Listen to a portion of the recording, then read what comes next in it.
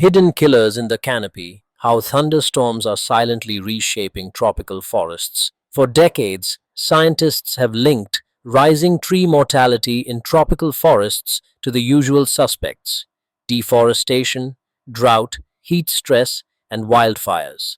But our latest research has revealed a largely overlooked but increasingly influential driver: convective thunderstorms. These brief but violent weather events, intensified by climate change, are emerging as a dominant cause of tree death in many tropical ecosystems, potentially accounting for 30 to 60% of mortality in some regions. In some cases, they may be more destructive than drought itself.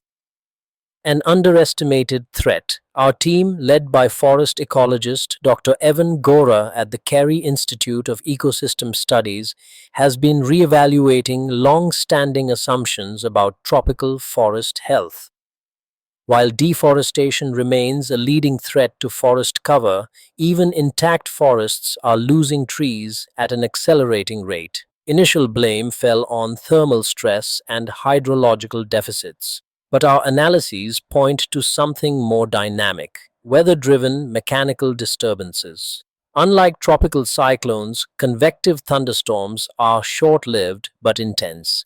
They bring powerful wind gusts, sudden shifts in humidity, and frequent lightning strikes, all capable of snapping trunks, uprooting trees, and directly killing vegetation.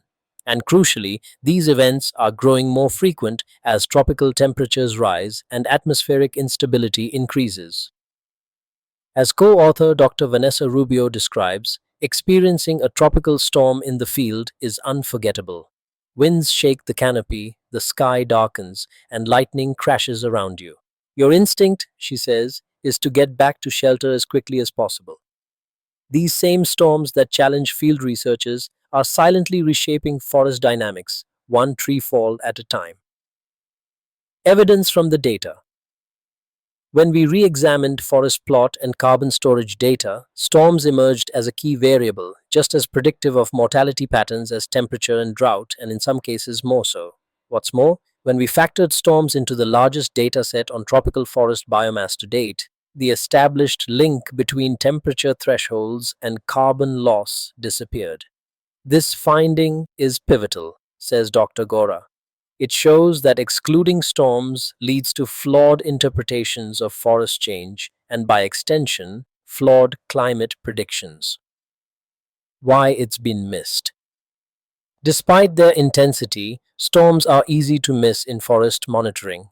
Unlike temperature or rainfall, which can be continuously tracked by remote sensors and weather stations, storms are episodic and localized.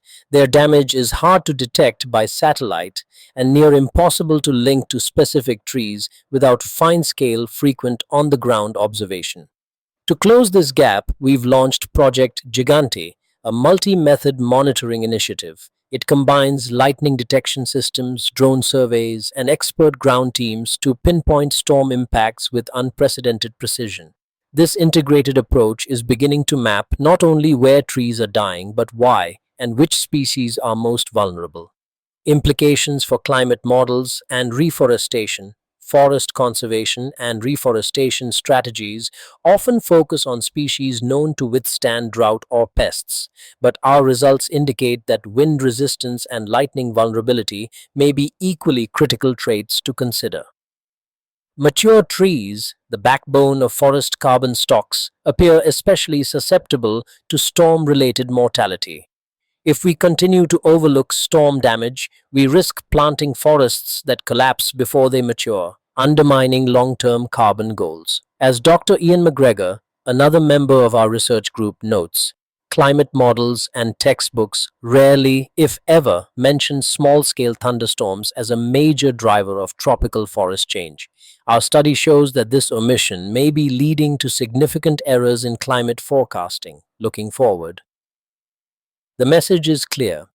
If we aim to safeguard tropical forests and the climate regulation services they provide, we must expand our understanding of the full spectrum of threats they face.